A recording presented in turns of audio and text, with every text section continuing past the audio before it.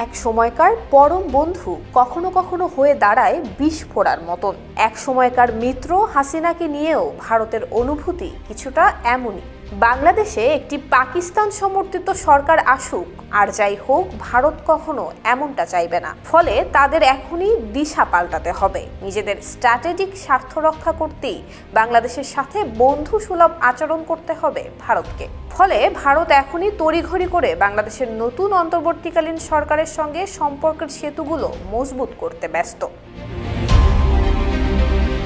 বিগত প্রায় 50 বছর ধরে যিনি ভারতের ঘনিষ্ঠ মিত্র এবং আস্থাভাজন, সেই হাসিনার বিপদের মুহূর্তে তার পাশে না দাঁড়ানোটাও ভারতের জন্য কোনো অপশন কিংবা বিকল্প নয়। ফলে তাকে যথাযোগ্য মর্যাদায় এবং উপযুক্ত সম্মান দিয়ে প্রথম দিন থেকেই সব ধরনের আতিথেয়তা দিয়ে চলেছে ভারত। তবে ঠিক কতদিন সেটা করে যেতে হবে এই মুহূর্তে ভারতও সে ব্যাপারে স্পষ্ট কোনো ধারণা পাচ্ছে না। পাশাপাশি রাজনৈতিকভাবে আওয়ামী লীগের ভবিষ্যৎ আপাতত অন্ধকার, এটাও বোঝা যাচ্ছে দিব্যি। সেই বাস্তবতা থেকে বিকল্প কোনো রাজনৈতিক শক্তির সঙ্গে সম্পর্ক স্থাপন করা যেতে পারে এবং সেটা কিভাবে সম্ভব এটাও ভাবতে হচ্ছে ভারতকে।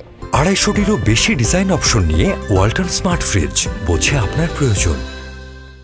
বাংলাদেশে ক্ষমতার পালাবদলের পর দেশে জামায়াত কিংবা হেফাজতে ইসলামের মতো ইসলামী দলগুলো উদ্বেগের কারণ হয়ে উঠেছে ভারতের জন্য। তাছাড়া গত কয়েক বছরে ভারতের বিভিন্ন রাষ্ট্রায়ত্ত এবং বেসরকারি সংস্থা বাংলাদেশের বিভিন্ন খাতে শত শত কোটি টাকা লগ্নি করেছে। এই সংকটের মুহূর্তে সেই বিনিয়োগ কিভাবে আর কতটা রক্ষা করা সম্ভব সেটাও ভারতের আর একটা বড় দুশ্চিন্তা। ভারতের 5টি বিদ্যুৎ সংস্থার বাংলাদেশের কাছে মোটা বকেয়া অর্থের পরিমাণ 1 বিলিয়ন কিংবা 100 কোটি ডলার ছাড়িয়ে গেছে। এর মধ্যে একা আদানি পাওয়ারেরই এবছরের 30 জুন 80 কোটি ডলার পাওনা ছিল বলে জানা যায়। এই সংস্থাটি ঝাড়খণ্ডের গোড্ডায় অবস্থিত তাদের তাপ বিদ্যুৎ কেন্দ্র উৎপাদনের পুরোটাই বাংলাদেশে রপ্তানি করে থাকে। এছাড়া এসিআইএল এনার্জি, পিটিসি ইন্ডিয়া, এনটিপিসি এবং পাওয়ার গ্রিডের মতো আরো বিভিন্ন সংস্থারও বাংলাদেশের কাছে কোটি কোটি ডলার পেমেন্ট বাকি রয়েছে।